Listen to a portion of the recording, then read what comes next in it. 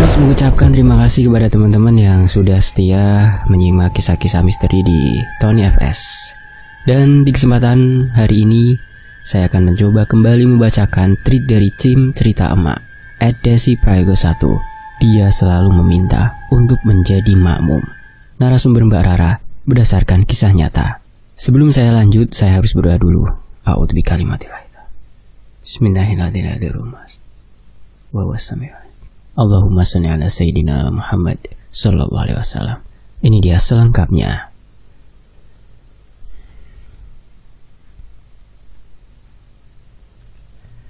Cerita ini dikirim oleh narasumber kita yang bernama Rara di Semarang. Rara akan menceritakan pengalamannya sewaktu dulu tinggal di asrama kampusnya, yang mana ternyata asrama kampusnya menyimpan rahasia besar. Awalnya tidak ada mahasiswa yang tahu. Padahal setiap mahasiswa yang hendak melakukan sholat malam selalu didatangi oleh sosok perempuan yang selalu ikut sholat berjamaah dan tidak ada yang tahu perempuan itu siapa. Tahun 2017, Rara keterima menjadi salah satu mahasiswa di universitas bergengsi yang harus membuat Rara untuk pindah ke kota itu. Semua keluarganya sangat support dengan keberhasilan Rara. Karena untuk mencapai titik tersebut bukanlah hal mudah bagi Rara. Apalagi saat itu Rara sempat menunda 2 tahun kuliah karena keterbatasan biaya. Dia harus kerja dulu dan menyisihkan gajinya untuk bisa memenuhi kebutuhannya kelak saat sudah siap kuliah. Rasanya Rara tidak percaya kalau semuanya berbuah manis. Hari demi hari Rara lalui dengan sangat tidak sabar. Hingga hari H, keberangkatan Rara ke kota ini tiba. Hampir semua keluarga mengantar Rara ke stasiun. Suasana penuh haru itu membuat Rara tak kuasa membendung tangisnya. Orang tuanya berkali-kali memeluk Rara sebelum pergi. Wow. Suara klakson kereta berbunyi. Akhirnya Rara harus mempercepat langkahnya untuk harus masuk ke gerbong kereta kalau tidak mau ditinggal sama keretanya. Rara menarik nafas dalam-dalam dan berkata, Bismillah. Lalu kereta mulai berjalan. Sambil memandangi jalanan, Rara mulai memikirkan sesuatu. Mulai dari tempat dia tinggal sampai biaya hidup sehari-harinya. Menurut yang Rara dengar, bahwa pihak kampus menyediakan sebuah asrama untuk mahasiswi dan itu gratis. Yang Rara takutkan asrama itu penuh. Jadi, dia harus cari alternatif kos-kosan dengan harga terjangkau. Jam terus berputar. Tak terasa kini Rara sudah tiba di kota tujuannya. Segera dia pakai tas ranselnya dan menggeret kopernya keluar. Perasaan Rara campur aduk kala itu. Keluar dari stasiun, Rara langsung mencari kendaraan. Saat Rara tanya ke orang-orang sekitar sana, mereka semua menyarankan Rara untuk naik angkutan yang berwarna biru muda. Nanti angkot itu akan berhenti tepat di depan kampus yang hendak Rara tuju. Terlebih dahulu, Rara cari toilet di stasiun itu untuk cuci muka dan gosok gigi, sekalian ganti baju. Soalnya dari stasiun, Rara niatnya langsung ke kampus untuk registrasi ulang, biar nanti tinggal cari kos-kosan, seumpama kalau asramanya penuh. Setelah siap, pergilah Rara ke kampus. Agak kagok sebenarnya Rara di kota ini, tapi ya udahlah, modal bismillah aja. Gak gampang bagi Rara untuk tiba di posisi kala itu, dan kalau disia-siakan, sayang banget. Dia menunggu angkot di depan stasiun lewat sekitar 7 menit kemudian. Angkotan yang ditunggu Rara lewat. Segera Rara masuk ke dalam angkot dan jalan. Perjalanan kurang lebih 20 menit untuk tiba di kampusnya Rara. Pas tiba di depan kampus, Rara sendiri masih tidak percaya kalau dia merupakan mahasiswi dari kampus ini.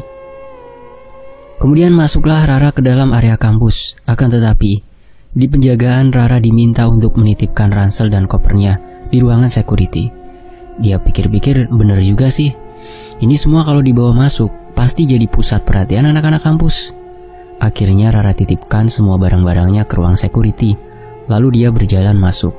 Sambil berjalan masuk, Rara menghubungi kedua orang tuanya untuk memastikan kalau pagi itu dia sudah tiba dengan selamat. Alhamdulillah. Setelah telepon mati, Rara masih terus berjalan menuju ke ruangan registrasi. Seperti arahan security tadi, butuh waktu setidaknya 12 menit. Rara bisa menemukan ruangan tersebut dan langsung masuk. Kedatangan Rara disambut baik. Apalagi Rara datang sebagai mahasiswi berprestasi dengan beasiswa. Proses registrasi pun dimulai. Selesai dengan segala urusan di ruang itu, Rara memutuskan untuk segera berlalu supaya dia bisa secepat mungkin cari tempat kos. Badannya benar-benar udah capek banget. Kuliahnya juga baru dimulai 3 hari lagi. Setidaknya dia harus menemukan kos-kosan terdekat dari kampus supaya memangkas uang pengeluaran selama dia di kota tersebut. Waktu Rara hendak pergi meninggalkan ruangan, ada salah satu orang memanggil Rara. Rara pun menoleh dan dia melihat orang itu melambai ke arahnya, pertanda meminta Rara untuk mendekat. Wurung dia keluar dan malah menghampiri orang itu. Orang ini tanpa basa-basi langsung menawarkan asrama kepada Rara. Rara yang mendengar itu seneng banget. Katanya asrama kampus ini masih ada 4 kamar yang kosong. Sebenarnya masih ada 5, tapi yang satu ini tidak terhitung. Alasannya tidak pernah ada yang mau menempati karena kamar itu dalam tahap renovasi. Rara juga diminta untuk tidak mendekati kamar itu. Setelah disuruh milih mau kamar yang mana, Rara akhirnya memilih kamar nomor 22. Orang ini langsung memberi Rara sebuah alamat asrama dan pergilah Rara menuju ke alamat itu. Jaraknya tidak terlalu jauh, hanya butuh ditempuh dengan jalan kaki selama 10 menit, sudah sampai. Pas tiba di asrama, Rara terkejut melihat asrama kampusnya ini. Ternyata bagus banget. Rara langsung masuk dan menemui ibu dia, selaku pengurus asrama kala itu. Ternyata kedatangan Rara sudah dinantikan. Setelah pihak kampus menelpon asrama beberapa menit yang lalu, enggak pakai lama, Rara lalu diantar menuju ke kamarnya. Asrama ini terdiri dari 3 lantai. Per lantai ada 10 kamar dengan fasilitas kamar mandi dalam. Anak asrama boleh membawa kulkas, TV, ataupun game, asal setiap bulannya membayar 100.000. Untuk tinggal di asrama ini sendiri gratis. Listrik dan air juga tidak perlu bayar. Cuma untuk makan, mereka harus membeli sendiri-sendiri. Pihak asrama hanya menyediakan 2 kardus mie instan bagi siapapun yang mau. Masalahnya itu hanya untuk 1 bulan dan anak asrama setidaknya ada 60 orang karena per kamar ditempati 2 orang. Saat itu kamar yang Rara pilih belum ada yang menempati. Jadi dia belum punya roommate gitu. Terus Rara juga diingatkan agar jauh-jauh dari kamar nomor 25 supaya tidak terjadi apa-apa. Rara sih oke-oke aja. Toh dia bukan tipe anak yang kepoan sama kamar orang. Apalagi Rara tahu kalau kamar nomor 25 memang tidak pernah ditempati dan sedang dalam proses perbaikan. Kini Rara telah resmi menjadi anggota asrama tersebut. Mulailah Rara masuk ke dalam kamar dan menata pakaiannya ke dalam lemari. Per kamar ada 2 kasur terpisah dengan lemari yang berbeda. Bahkan meja belajarnya juga ada 2. Setidaknya itu bagus daripada harus berebut, karena kamar-kamar di asrama ini memang gak ada TV-nya. Jadi Rara gabut dan memutuskan untuk mainan handphonenya di kasur. Enggak lama kemudian, Rara mendadak lapar. Dia ingat kalau tadi pagi dia belum sarapan. Keluarlah Rara dari kamar dan berniat turun ke bawah. Saat hendak menuruni anak tangga, Rara mendengar suara berisik dari kamar nomor 25. Apalagi kamar itu letaknya pas di sebelah tangga. Rara mikirnya, mungkin itu suara kuli yang sedang memperbaiki kamar. Toh saat itu juga masih jam 11. Ibarat kata masih jam-jam orang kerja. Jadi Rara gak mikir gimana-gimana gitu dan lanjut turun untuk beli makanan. Selesai beli makan, Rara berjalan ke ruang makan yang letaknya ada di lantai 1. Dia melihat di situ ada beberapa anak yang juga sedang makan. Rara mencoba untuk membaurkan diri dengan anak-anak itu dan ternyata mereka welcome. Di mana 4 anak itu bernama Cindy, Lani, Rika, dan Farah. Mereka juga merupakan mahasiswi baru sama seperti Rara. Enggak butuh waktu lama, mereka berlima langsung jadi akrab satu sama lain. Bahkan pertemanan mereka masih terjalin baik sampai sekarang. Walau semuanya sudah pada lulus dan pulang ke kota masing-masing.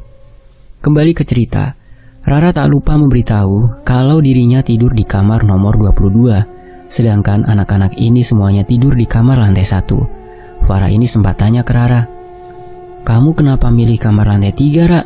Kan lantai 1 masih ada yang kosong." Serem tahu view-nya lantai 3. Rara menganggapnya itu sebuah lelucon. Emang sih di lantai 1 masih ada kamar kosong, yaitu kamar nomor 8. Kamar yang jadi 1 sama kamar Farah. Tapi Rara itu pengennya kamar yang ada balkonnya.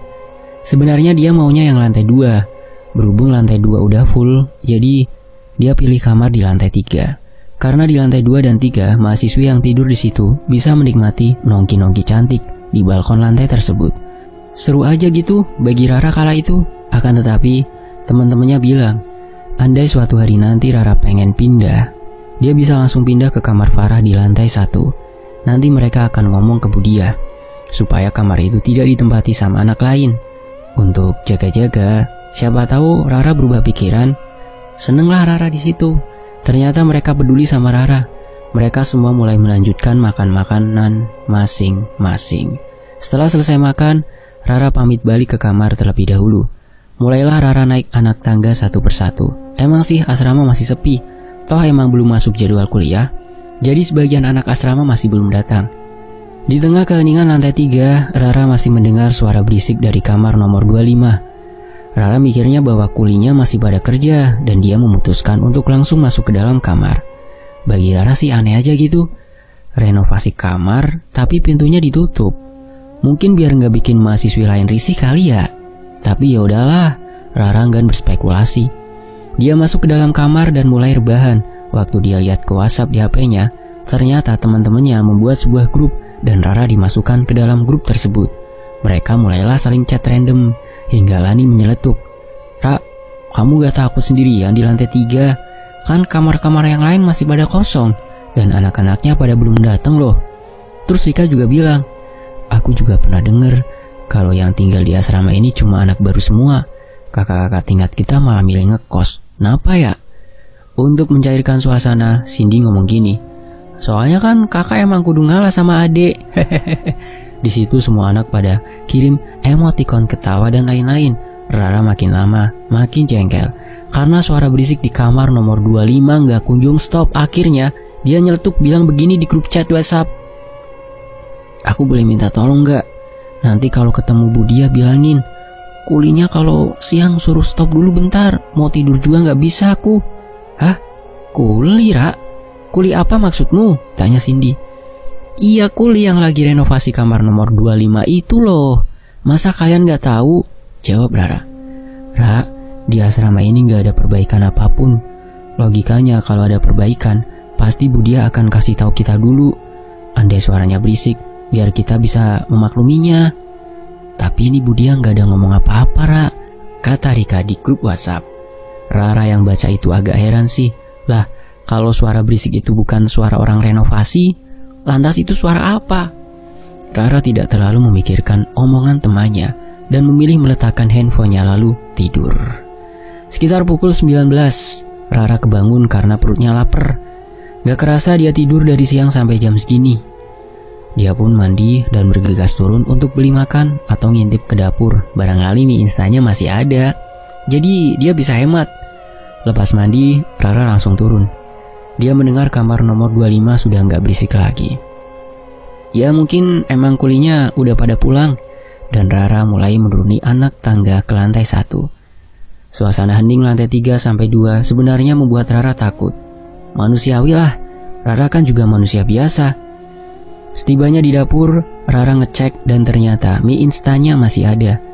Dia putusin untuk makan mie double aja malam itu dan makan sambil nonton TV di lantai 1. Kebetulan di lantai 1 ada TV yang emang dikhususkan untuk anak-anak asrama nonton bareng. Berhubung di asrama itu masih ada 5 anak termasuk dia, jadi lingkungannya masih sepi. Nggak apa-apa, toh nanti bakal ramai kalau udah pada dateng. Selesai masak mie, Rara berjalan ke arah ruang TV dan mulai makan. Baru sesuap makan, Rara mendengar ada orang yang menuruni anak tangga. Kaget Rara di situ. Lantas itu siapa? Padahal kan teman-temannya semua tidur di lantai 1. Semakin Rara tunggu, suara itu kian mendekat dan muncullah seorang perempuan. Enggak senyum, enggak nyapa. Perempuan itu langsung pergi ke arah dapur.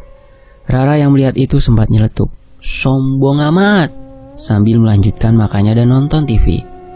Tunggu demi tunggu, kok perempuan tadi gak balik-balik? Rara sebenarnya malas ketemu lagi sama perempuan tadi, tapi yaudahlah. Masa gara-gara orang itu Rara gak cuci piring? Yang ada nanti Budia marah. Jalanlah Rara ke dapur dan TV masih dalam kondisi nyala. Pas Rara sampai di dapur, rasa kaget karena di dapur gak ada siapa-siapa. Di situ Rara mikir, apa perempuan tadi udah naik lagi ya? Perasaan dari tadi Rara gak lihat siapa-siapa naik tangga ke atas. Dia juga gak ngelihat perempuan tadi balik lagi ke depan. Terus perempuan itu kemana perginya? Saat Rara kebingungan, dari belakang suara Farah mengejutkan Rara. Perempuan siapa? Meledek Farah. Rara kaget dengar suara itu dan hampir marah. Dia noleh ke arah Farah dan berniat menjelaskan. Baru juga noleh belum ngomong, Rara dikejutkan dengan sosok yang berdiri di belakang Farah. Sosok itu berdiri di dekat tangga dengan wajah yang pucat serta penampilannya aneh. Memandang ke arah Rara sambil melotot. Rara yang ngelihat itu langsung pingsan. Di situ Rara udah gak inget apa-apa lagi. Gara-gara dia melihat sosok perempuan yang dia lihat tadi, wujudnya udah benar-benar berubah jadi sangat menyeramkan. Bangun-bangun dia udah ada di dalam kamar Farah dan semua teman-temannya ngumpul di kamar yang sama. Budia juga ada di situ dan epiknya saat Rara sadar itu hari udah pagi. Rara langsung nangis dan minta pindah kamar. Dia gak mau lagi tinggal di kamar atas dan dia mau sekamar sama Farah. Dia takut naik ke atas. Budia langsung meminta Rara untuk tenang. Bahkan nanti Budia akan membantu memindahkan barang-barang Rara yang ada di lantai 3. Di hari kedua, Rara tinggal di asrama. Asrama sudah mulai ramai karena anak-anak baru sudah pada datang dan tinggal di asrama itu. Budia seolah memberikan perintah supaya Rara dan keempat temannya tidak menceritakan tentang kejadian semalam kepada anak-anak asrama yang lain. Soalnya, kalau sampai asrama ini tidak ada yang menempati lagi, pihak yayasan sepakat akan merobohkan bangunan asrama ini dan imbasnya Budia tidak bisa bekerja lagi. Apalagi Budia harus menafkahi kedua anaknya.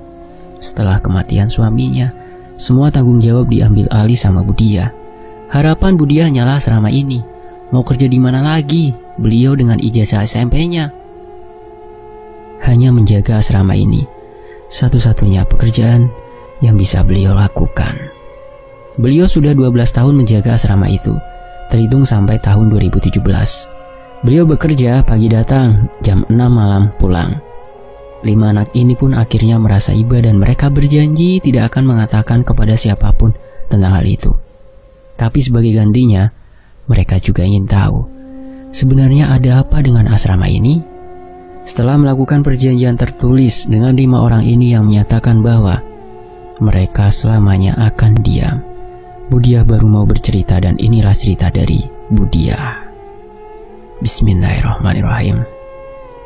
Dulu di tahun 2014, asrama ini ramai anak, mulai dari anak-anak semester awal sampai semester akhir.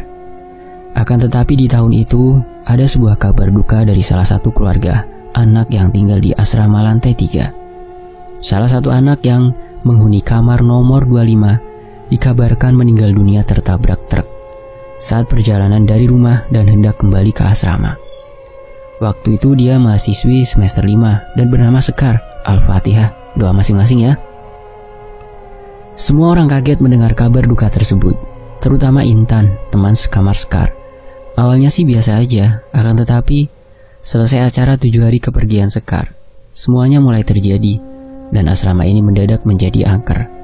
Satu persatu mahasiswi yang tinggal di asrama ini mengaku setiap mereka melakukan sholat malam, mereka selalu merasa ada yang ikut sholat di belakang mereka, mengikuti semua ucapan sholat mereka, dan suara itu mirip sekali dengan suara Sekar. Sewaktu mereka selesai sholat dan menoleh ke belakang, di situ sudah tidak ada siapa-siapa, tapi ada sajadah yang tergelar di belakang mereka. Masalahnya, semasa hidupnya Sekar, dia suka sekali ikut sholat malam berjamaah. Sebenarnya asrama ini ada musolanya. Berhubung setelah ada kejadian itu, musolanya ditutup dan sekarang dijadikan gudang. Anak-anak yang mau sholat malam disuruh sholat di kamar masing-masing. Itu pun Sekar masih datang untuk minta sholat berjamaah. Selesai sholat, semua anak yang suka sholat malam pasti akan melihat sajadah yang sama, yang mana itu merupakan sajadahnya Sekar, karena di balik sajadah itu ada namanya. Dan hebohlah berita tentang arwah Sekar. Semuanya makin heboh ketika mendengar cerita dari Intan kalau setiap malam Sekar selalu datang, tidur di belakangnya dan memeluknya. Bahkan Intan sampai keluar dari asrama karena ketakutan dan tidak kuat. Dari situlah satu persatu anak mulai meninggalkan asrama, hingga digadang-gadang kalau asrama akan dirobohkan. Beruntung tahun ini, di tahun 2017, banyak sekali antusias mahasiswi untuk tinggal di asrama. Akhirnya asrama tak jadi dirobohkan, dan Budia masih memiliki pekerjaan. Di sisi lain, Budia tiba-tiba berubah pikiran setelah bercerita. Beliau sobek surat perjanjian itu dan meminta bantuan mereka berlima untuk mengumpulkan anak-anak yang baru datang ke bawah. Karena Budia akan menceritakan sebetulnya apa yang terjadi di asrama ini, tentang arwah Sekar yang sampai saat itu masih belum terima akan kematiannya, dan kerap berkeliling asrama pada malam hari, selayaknya dia masih hidup dan tinggal di sana. Anak-anak baru lainnya dengan antusias turun semua ke lantai 1 menemui Budia. Rasanya di situ Budia sudah pasrah daripada dia berbohong ke anak-anak asrama. Kasihan mereka, apalagi yang datang dari luar kota. Setelah semua kumpul di pagi itu juga, Budia menceritakan kembali di hadapan seluruh anak-anak asrama. Anak-anak asrama malah condong kasihan ke Budia kalau sampai asrama ini dirobohkan. Yang buat kaget, Rara dan semua anak asrama memutuskan untuk tetap stay di asrama sampai mereka lulus nanti. Semua yang mereka lakukan demi Budia dan anak-anaknya. Kata Budia, selama mereka mengabaikan suara-suara itu, insya Allah Sekar tidak akan datang menemui mereka, karena dia tahu kalau kalian tidak bisa melihat dia. Intinya sih bersikap biasa aja, sekalipun kamu menyadari keberadaan Sekar. Dengan seperti itu, kegiatan asrama pun berjalan baik sejak hari itu. Tapi Rara memutuskan untuk pindah ke lantai 1 dan tidur sekamar dengan Farah. Sedangkan kamar dia ditempati sama anak baru. Anak baru juga diberitahu informasi ini supaya tidak ada miskom dan bisa saling merangkul satu sama lain. Kekeluargaan di asrama ini benar-benar kerasa setelah kejadian waktu itu. Awalnya yang menempati hanya anak semester 1 sampai 6 saja. Kini malah dikuasai sama anak-anak angkatan Rara, dan mereka semua baru pergi dari asrama pas udah lulus. Setelah lulus, dari kabar yang Rara dengar, asramanya masih ditempati sampai sekarang, dan malah makin ramai, hampir tidak pernah sepi. Apalagi pas ramai-ramai drama Korea gitu, semuanya pada ngerjain tugas sambil nobar drakor di lantai 1 ramai-ramai. Jadi, itu tadi cerita dari Rara. Tim Cerita Emak mengucapkan terima kasih banyak ya Mbak Rara, karena sudah mengirimkan ceritanya. Buat pembelajaran aja sih ya, karena di semua tempat pasti ada penunggunya atau background cerita-cerita yang menyelimutinya. Yang penting bisa jaga diri dan jaga tata krama sebaik mungkin dimanapun kalian berada. Makasih banget ya buat teman-teman Tony FS yang selalu setia menyimak cerita-cerita yang saya bacakan di sini. Saya pamit, wassalamualaikum warahmatullahi wabarakatuh. Tetap di Tony.